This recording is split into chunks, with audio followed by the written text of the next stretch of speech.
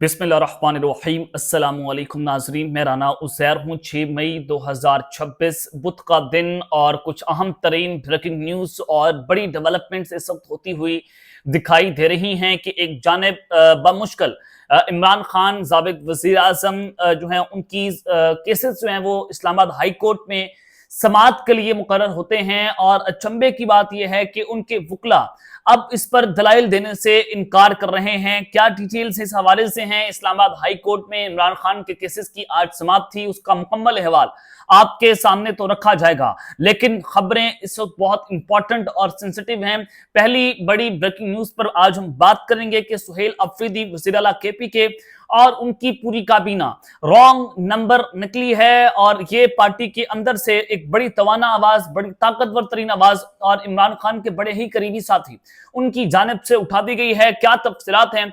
और इस वक्त सुहेल अफरीदी मुकम्मल तौर पर एक्सपोज हो गए हैं, उनकी काबीना एक्सपोज हो गई है और अब नया वज़ीर आला लाने की तैयारियां शुरू कर दी गई हैं। नया वज़ीर आला कौन हो सकता है, क्या तफसीलात हैं और सूरत हाल किस जानिब जाती हुई दिखाई दे रही है? पाकिस्तान तहरीक इंसाफ के अंदर अंदरूने खाना क्या इस वक्त खिचड़ी पक रही है? इस हवाले से तमाम तर खबरें और अंदरूनी इज़राइल से जो हमारी खबरें हमें मिली वो क्या खबरें, वो डिटेल्स भी आज आपके सामने रखनी। दूसरी जानिब सदर पाकिस्तान जनाब आसिफ अली जरदारी साहब, उनके हवाले से भी खबरें चली कि उनको तब्दील किया जा सकता है, उनकी जगह परवेज खटक का नाम जो है वो सामने आया कि उनको सदर पाकिस्तान लगाया जाएगा। और ये जो खबरें थी ये जानबूझकर फैलाई जा रही थी। तो आज सदर पाकिस्तान का भी फड्डा पड़ गया, उनका मैच भी फंस गया और सदर पाकिस्तान भी किसी भी वक्त फारिग हो सकते हैं। ये क्या मामला है, वो क्यों फारिग हो सकते हैं, उनका किसके साथ फड्डा पड़ा है और इस वक्त हुकूमत के अंदर भी सब अच्छा नहीं चल रहा। ये तमाम तफसीलात आपको बतानी है। आगे बढ़ने से पहले आप सबसे मेरी दरख्वास्त होगी कि आपने इस चैनल को लाजमी तौर पर सब्सक्राइब करना है, बेल आइकन को जरूर प्रेस करें, कमेंट सेक्शन में अपनी राय का इजहार जो है वो जरूर करें। नाज़रीन, सबसे पहले इमरान खान साहब के केसेस की बात कर लेते हैं। इमरान खान साहब का 190 मिलियन पाउंड केस यानी कि अलकादर ट्रस्ट का केस था, जो 1 साल के बाद इस्लामाबाद हाई कोर्ट में समाअत के लिए मुकर्रर होता है। सजा मुअत्तलियों की दरखास्तें थी और अपीलों पर दरखास्तें थी। तो इमरान खान ने अपने वकला को ये हिदायत दी थी कि आपने पहले सजा मुअत्तलियों के ऊपर बात करनी है, इस पर दलाइल देने हैं ताकि हमारी सजा जो है वो मुअत्तल हो सके। लेकिन पिछली समाअत के अंदर जो है वो chief justice Islamabad high court Sarfaraz Jogar साहब ने कहा कि ये फैसला हम कर लेंगे कि हमने पहले अपीलों पर बात करनी है या सजा मुअत्तली के ऊपर। फिर फैसला हुआ कि पहले अपीलों पर दलाइल सुने जाएंगे। अब वही हुआ है जिसकी निशानदही हो रही थी। खबर क्या है कि इमरान खान और बुशरा बीबी के वकील बैरिस्टर सलमान सफदर ने 190 मिलियन पाउंड केस अपीलें कल मुलतवी करने की दरख्वास्तें दायर कर दी हैं कि इनको जो है वो मुलतवी किया जाए, जो अपीलों पर समाअत है। गुज़िश्ता 16 माह 13 समाअतों में ये पहला मौका जब सलमान सफदर की जानिब से केस मुलतवी करने की इस्तदा की गई है। ये बात नहीं है कि सलमान सफदर साहब की तैयारी नहीं, बड़े कंपिटेंट वकील हैं, बहुत बड़ा नाम है। साइफर केसेस में या दीगर केसेस में, इद्दत के दौरान निकाह का केस हो, उन्होंने इमरान खान को बहुत अच्छे तरीके से रिप्रेजेंट किया और बड़े बड़े खतरनाक केसेस में से इमरान खान को ये निकाल कर लाए हैं। अगर हाई कोर्ट में कोई भी समाअत जो है वो मुकर्रर हो जाए तो मुझे नहीं लगता कि सलमान सफदर जो है इमरान खान को किसी भी केस से ना निकाल पाए। तो उन्होंने ये पहली मर्तबा हुआ कि केस मुलतवी करने की इस्तदा की वजह ये बताई है कि सिर्फ सजा मुअत्तली दरख्वास्तों पर दलाइल की हिदायत थी। अपीलों के हवालों से हिदायत लेने के लिए जेल हुकाम को मुलाकात का हुक्म देने की इस्तदा की गई है कि आप जेल हुकाम को हुक्म दें और फिर हम इमरान खान से इस हवाले से हिदायत लें कि क्या हमें जो है वो अपीलों पर दलाइल देने हैं या नहीं देने। फिर जाकर हम हाई कोर्ट के अंदर अपना जो है वो अपने दलाइल जो है उसका आगाज करेंगे। आप देखते हैं कि इस्लामाबाद हाई कोर्ट जो है वो क्या इमरान खान से सलमान सफदर को मुलाकात की इजाजत देती है या नहीं देती। तो ये बड़ी इंपॉर्टेंट है और सबसे अहम बात यहाँ पर यह कि खान साहब तो ऑन द रिकॉर्ड है कि जब मेरी बारी आएगी तो मैं सारे चुक देना, जो मेरे सामने आएगा मैं सबको उठा दूंगा। और ये सबसे बड़ा थ्रेट है। इसी थ्रेट की वजह से इमरान खान को बाहर नहीं आने दिया जा रहा, क्योंकि सबको पता है कि जिस दिन ये शख्स बाहर आ गया इसने सबको जेलों के अंदर डालना है। वो जब आएगा वो वन पार्टी सिस्टम बनाएगा, सबकी सियासत खत्म हो जाएगी और फिर ये सारे सियासतदान या तो जेलों में होंगे या ये मुल्क से बाहर भाग जाएंगे। तो सारे सियासतदान सिर्फ इस खौफ की वजह से जो है इमरान खान के बाहर आने का रिस्क नहीं लेते। और जिस दिन ये रिस्क जो है हमारे ताकतवर हल्कों ने ले लिया, और ये सारे ताकतवर हल्कों को तो कुछ नहीं कोई कह सकता ना, ये इस मुल्क में एक हकीकत है। लेकिन ये सियासतदान जो है वो मारे मारे फिरते रहेंगे और ऐसा जलजला आएगा किसी को कुछ पता नहीं चलेगा कि साढ़े नाल की हो और बहुत कुछ हो जाएगा। तीसरा रीजन कि जो सियासतदान है वो इसके ऊपर अपना रिस्क लेने को तैयार नहीं है।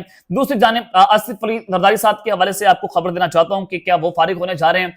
आसिफ अली जरदारी साहब की पहले कहा गया कि वो उनको सेहत की बुनियाद के ऊपर जो है वो हटाया जा सकता है और ये बहाना बनाया जाएगा और उनको भी खुडे लेन लगाया जा सकता है, क्योंकि वो जो है वो उस तरह से बड़ों की बात नहीं मान रहे जिस तरह से मानने कहा कि जैसे पाकिस्तान मुस्लिम लीग नवाज जो है वो अपने बड़ों की बात मानती है। तो रऊफ लासरा साहब बड़े कॉम्पिटेंट जर्नलिस्ट हैं, उनकी जानिब से क्लेम किया गया है। उन्होंने कहा कि एस्टैब्लिशमेंट और पीपल्स पार्टी में 28वीं तरमीम पर डेडलॉक है, दोनों एक दूसरे के मुतालबात मानने को तैयार नहीं है।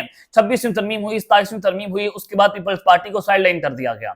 और आपने ये भी देखा कि जब ये पाकिस्तान में मुज़ाकरात हो रहे थे ईरान और अमेरिका के, और मुल्क के जो supreme commander of the arm forces हैं यानी कि सदर पाकिस्तान जनाब आसिफ अली जरदारी साहब, वो कहीं पर आपको नजर नहीं आए, पीपल्स पार्टी आपको कहीं पर नजर नहीं आई, उनको माइनस किया गया।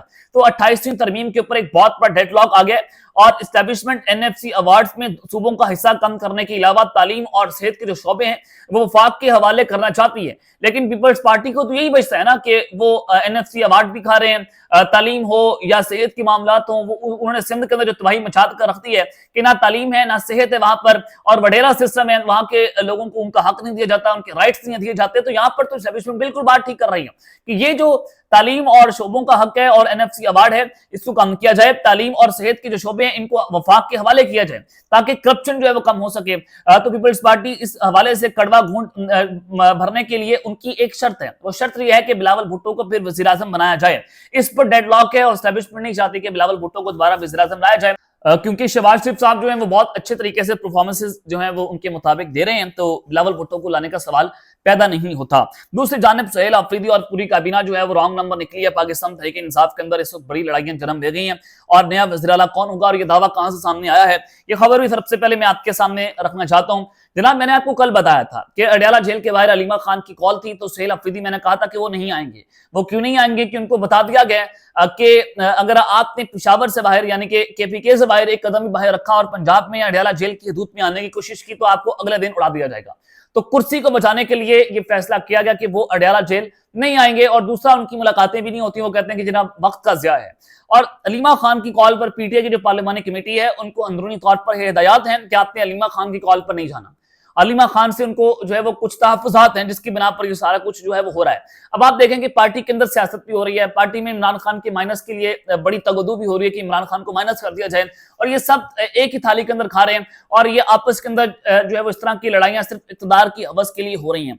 खबर मैं आपको देना चाहता हूं। सबसे पहले तो AR1 न्यूज के जो इन्वेस्टिगेटिव जर्नलिस्ट थे नईम अशरफ भट्ट साहब, उन्होंने भी ये खबर दी थी 5 माह कबल के जो वज़ीर आला KPK सुहेल अफरीदी हैं वो वफाक से खुफिया तौर पर मुलाकातें भी कर रहे हैं, उनसे ताउन की यकीन दहानियां भी कर रहे हैं। और फिर जब ये खबरें बाहर आई तो इस खबरों पर KPK में कहा गया कि जनाब ऐसा नहीं हो सकता, सुहेल अफरीदी जो है वो बहुत बड़े इनकलाबी हैं, तो वो ऐसा काम कर नहीं सकते। लेकिन अंदर खाते जो है सुहेल अफरीदी साहब ने वफाक को ये ताउन की यकीन दहानी करवाई कि हम आपके साथ भरपूर ताउन करेंगे। अली अमीन गंडापुर साहब जो है वो भी यही काम कर रहे थे, सुहेल अफरीदी साहब भी उसी डगर चल पड़े। और फिर उनके जो कुछ करीबी MNAs हैं सुहेल अफरीदी के और उनके जो कुछ वजीर हैं वो भी पैगाम रसानियां करते रहे वफाक और KPK के दौरान। तो फाटा हाउस में फिर जब बात ना बनी तो फाटा हाउस में भी सुहेल अफरीदी ने कुछ खुफिया मुलाकातें की। उसके बाद जो है वो जब ये खबर बाहर निकली तो पूरे का पूरा स्टाफ जो है सुहेल अफरीदी ने बदल दिया। तो ये आप अंदाजा करें कि जो सूरत हाल है वो आप सबके सामने है।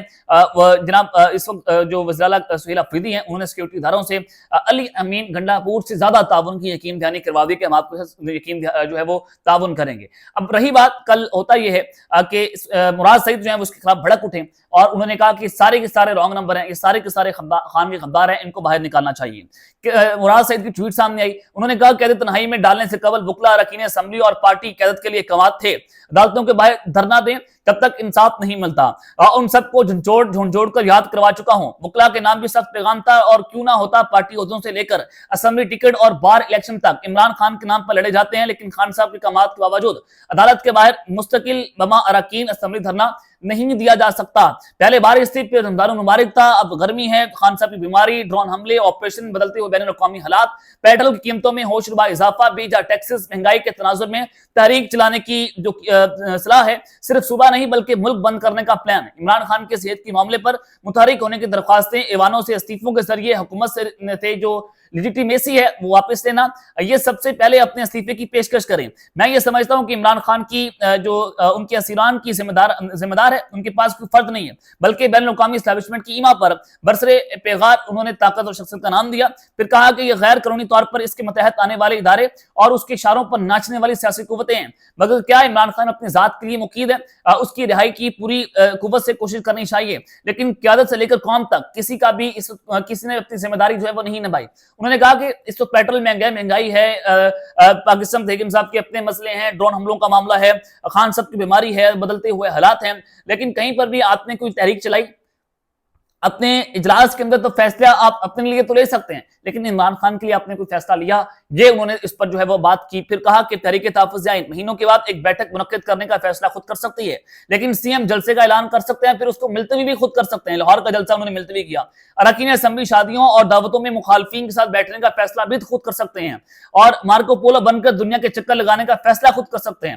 سیاسی کمیٹی خود کو محب وطن ثابت کرنے کے لیے ایمرجنسی اجلاس بلا سکتی ہے، تنظیمی عہدوں کے لیے نئے نوٹیفکیشن کر سکتی ہے، صوبائی حکومت فارم 47 وزیر اعظم اور صدر کے ساتھ بیٹھ سکتی ہے، کور کمانڈر ہاؤس کا رخ کر سکتی ہے۔ لیکن جب عمران خان کا سوال ہوتا ہے تو سیاسی کمیٹی کا جواب ہوتا ہے کہ تحفظ آئین پاکستان، ان کا جواب ہوتا ہے پاکستان تحریک انصاف قیادت، اور قیادت کہتی ہے کہ فیملی کا نام ہے، اور پھر سی ایم پر جب بات آتی ہے تو یہی سلیم اللہ سے کلیم اللہ اور کلیم اللہ سے سلیم اللہ چلتا رہتا ہے۔ جب سارے فیصلے اپنے طور پر کیے جا سکتے ہیں تو محض عمران خان کی ہدایات درکار اس کے لیے کیسے ہو سکتی ہیں؟ تو آپ نے عمران خان کے لیے جو ہے وہ کیا فیصلے جو ہے وہ لیے؟ تو یہ انہوں نے کہا کہ سہیل آفریدی سے لے کر ان کی پوری کابینہ اور پھر پوری پولیٹیکل کمیٹی، پھر پوری سیاسی کمیٹی، پھر کور کمیٹی، سب کو انہوں نے رگڑ دیا کہ یہ سارے کے سارے جو ہیں وہ صرف اپنے لیے تو فیصلے کر رہے ہیں لیکن عمران خان کے لیے کوئی فیصلے نہیں کر رہے۔ تو یوں لگتا ہے کہ اب پاکستان تحریک انصاف میں ایک اور گروپ جو ہے ایکٹیو ہوا ہے اور لڑائی جو ہے وہ شدت اختیار کر گئی ہے۔ تو دیکھتے ہیں کہ یہ معاملہ کس طرف جاتا ہے۔ اور آج سہیل آفریدی جو ہیں وہ مانسیرا میں جلسہ کرنے کے لیے جا رہے ہیں۔ لاہور میں جلسہ تھا، انہوں نے ملتوی کر کے مانسیرا میں کیا، اور آج وہ پشاور سے مانسیرا جو ہے ہیلی کاپٹر کے ذریعے جا رہے ہیں۔ آپ یہاں سے بھی اندازہ کریں گے ان کی شاہ خرچیوں کا کہ کس طرح سے ہیلی کاپٹرز اور سرکاری جو خزانوں کا بجا استعمال ہو رہا ہے۔ اور آپ نون لیگ پر کس بات کی تنقید کرتے ہیں؟ وہ اسی بات کی آپ تنقید کرتے ہیں نا کہ چیف منسٹر جو ہیں وہ اپنے لیے 12-13-17 ارب کا جہاز خرید رہی ہیں، پھر وہ جناب جیشیاں کر رہے ہیں، ان کے پروٹوکولز ہیں، بڑے بڑے شانہ پروٹوکولز ہیں۔ تو عمران خان صاحب تو یہ سارا کچھ توڑنے آئے تھے، یہ 2 پارٹی سسٹم توڑنے آئے تھے، یہ پروٹوکولز جو ہے وہ توڑنے آئے تھے، لیکن انہی کے جو لوگ ہیں وہ اب پروٹوکولز اور شانہ زندگیاں گزار رہے ہیں، اور پھر جو ان کا لیڈر ہے وہ اس وقت جیل کے اندر ہے۔ تو یہاں سے آپ اندازہ کر سکتے ہیں۔ اب تک لیتے ہیں، اپنا خیال رکھیے گا، اور اس سے لازمی طور پر خیال رکھنے والے کے بعد پاکستان زندہ باد۔